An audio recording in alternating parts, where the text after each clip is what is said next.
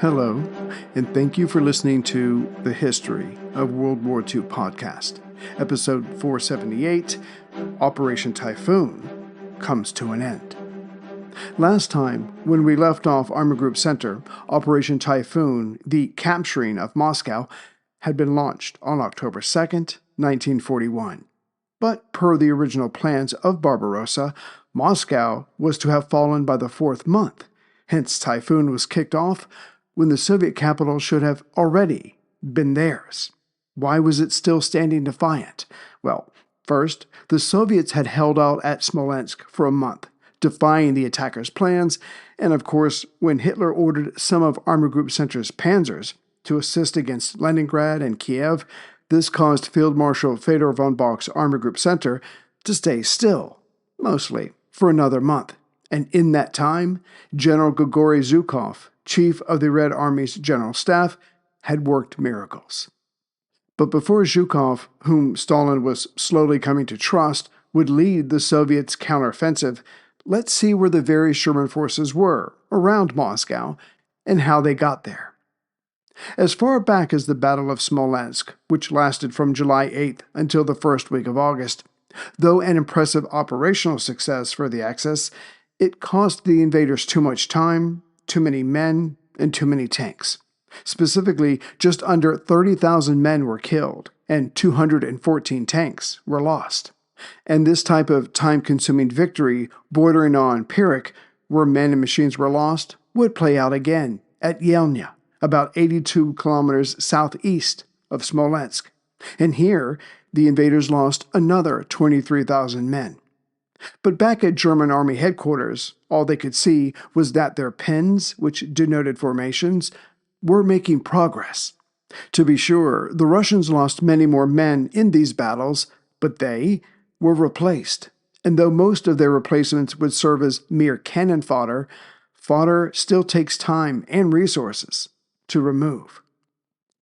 Hard upon the heels of Smolensk and Yelnya was the battles of Vyazma and Bryansk, where the plan was to encircle Soviet forces in front of Moscow or to the city's west. Why? To clear a path to the capital. And again, it mostly went the Germans' way. Starting on October 2nd, the 3rd and 4th Panzer Groups, supported by infantry armies, moved out, but not to engage the western and reserve fronts of the Soviets, but to encircle them. The panzers moved fast, trying to swing around the enemy's flanks, while the infantry engaged the Soviets enough to keep them pinned down. And by October 7th, the plan had worked, with 4 Soviet armies enveloped.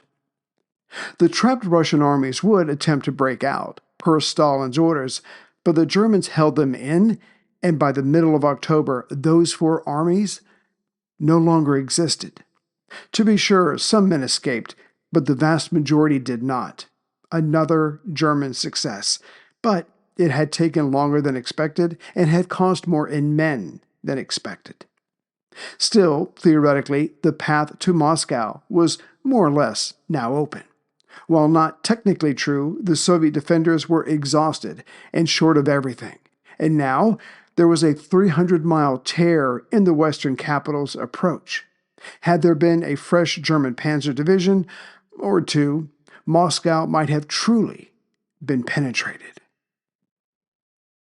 But when is a victory not a victory? The Battle of Vyazma is a case in point. Yes, 4 Soviet armies were encircled, and most of these men would die, but it took the Germans 28 divisions to destroy these forces.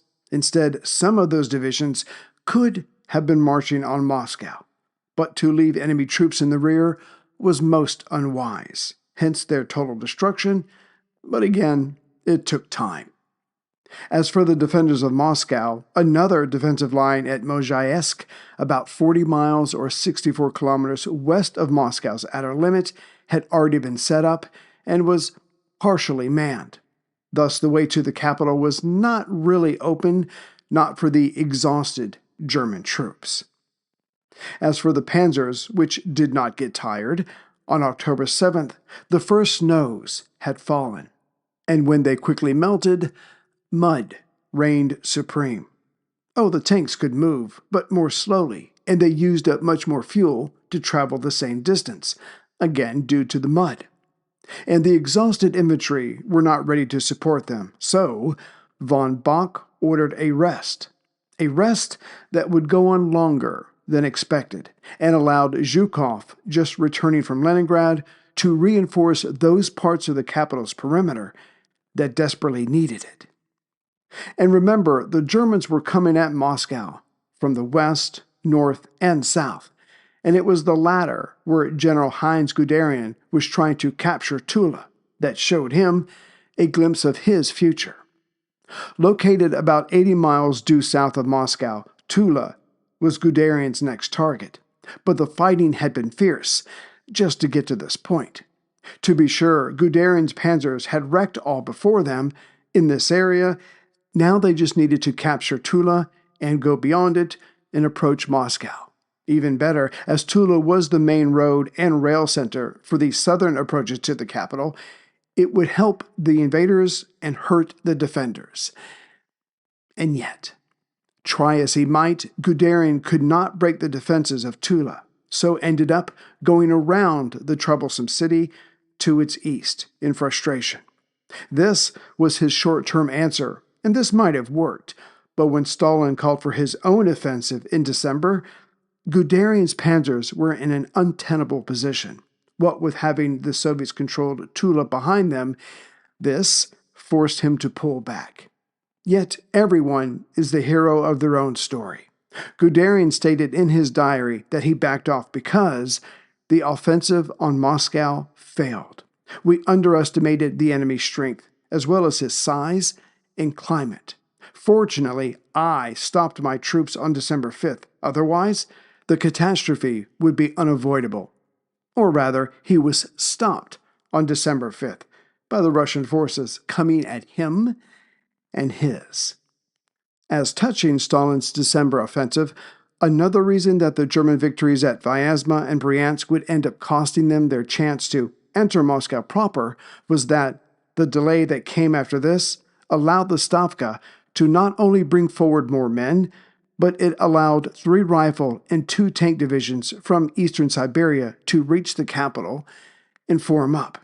And for these men, the snow was a positive, not something to fight against.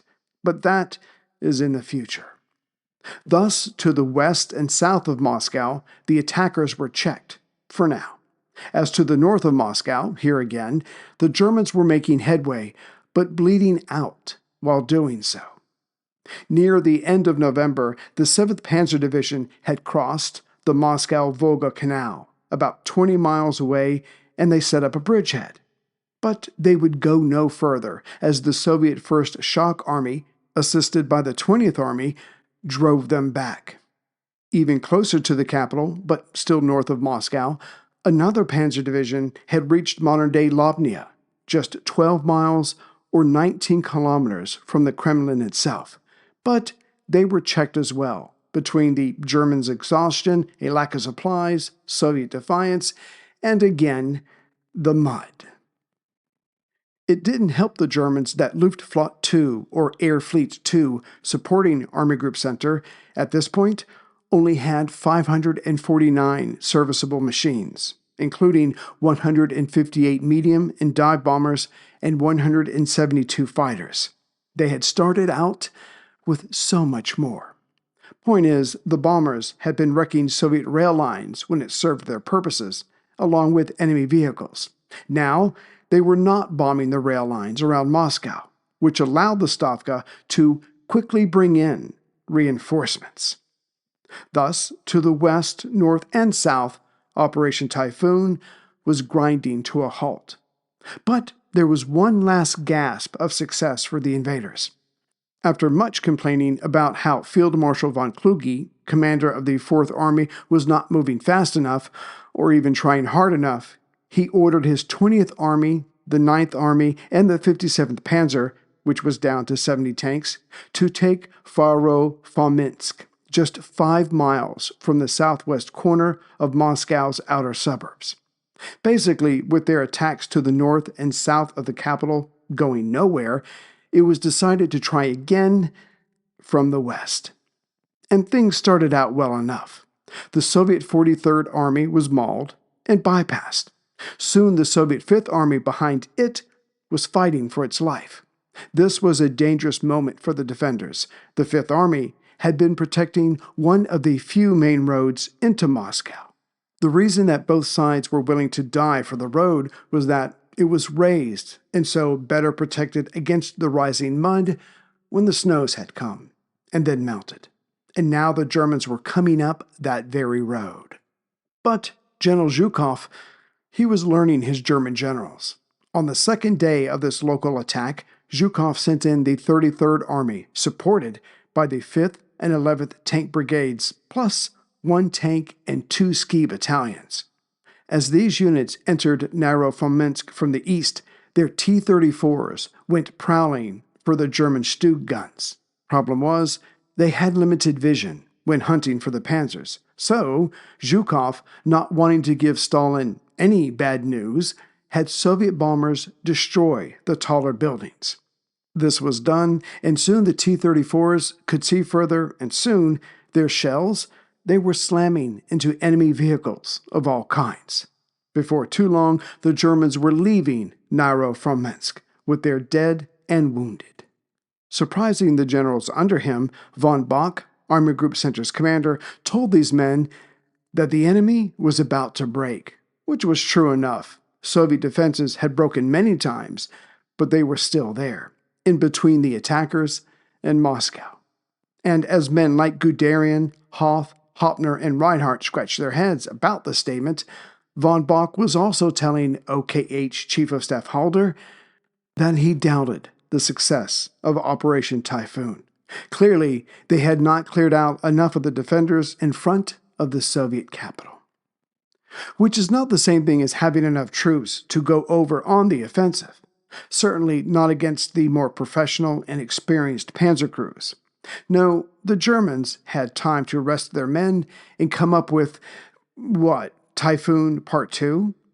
Not that it mattered, as Zhukov, having saved Moscow, though not single-handedly, was about to make his move and had Stalin's permission. It was the Soviets' turn, and it would start on December 5th.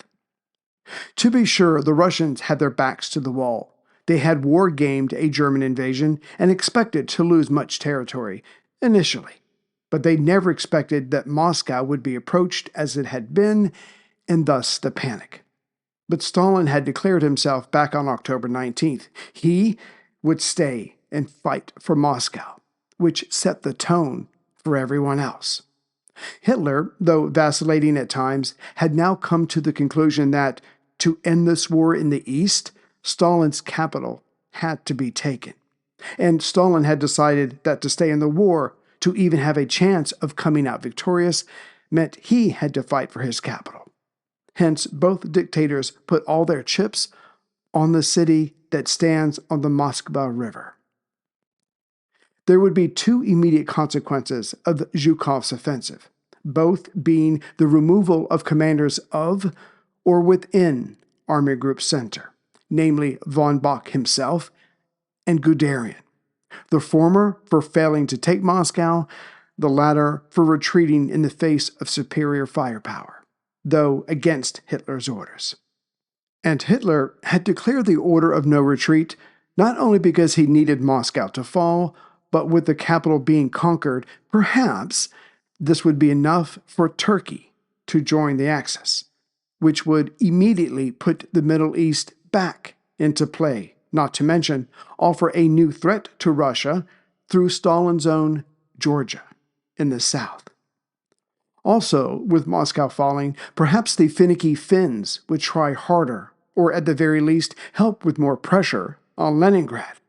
Yes, the fall of Moscow would make so many pieces come together for the man in Berlin. But how to make that happen? Something would come to mind, and if not, perhaps it was time to settle in to winter quarters. Postscript. Time always benefits the defender, as in the attacker needs the source of defiance, i.e. a city, to stop contributing to the war effort, and until that happens, the attacker has not achieved their goal. And in this vein, Zhukov knew that with the snows and the rains now here, very few roads were usable. So he just focused on defending those that could be used. And his political master Stalin found out sometime in mid-October through his spy Richard Sorge that Japan would not be joining in on the attack of Russia. No, they would be heading south. The result? On Stalin's orders, 13 rifle divisions and 5 tank brigades from the Soviet Far East were soon stationed somewhere around Moscow. And the Germans knew nothing of this. All told, Stalin would have transferred 18 divisions, 1,700 tanks, and over 1,500 aircraft from Siberia. It was time for him to put all his eggs in one basket. Just before the coming Russian counteroffensive, General von Bock had 2.7 million men under his command. But by the end of November, Zhukov had almost 4 million men protecting the various approaches to Moscow. And the Russians, they had learned a thing or two since June 22nd, 1941.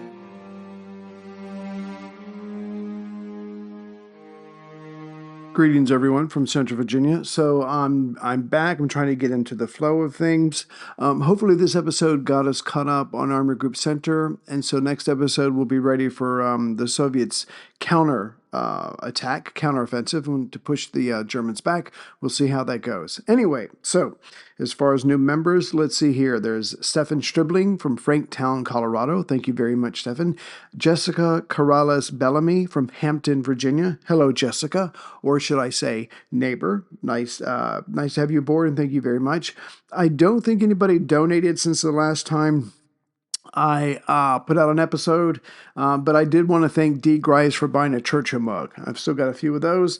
Anyway, so I'm slowly getting back into the swing of things. It's very hard to come back and to care about anything after being gone for 2.5 weeks. Greece will do that to you. But anyway, we're getting back into it, and we'll just see how it goes from there. And then I'll have a couple of pop-in standalone episodes, whether it's a book interview with a certain subject like Japanese internment, and just kind of sprinkle that in there, as opposed to waiting for this to be over. So I hope you enjoy that type of format, and I will see you soon with the next episode. Take care, everyone.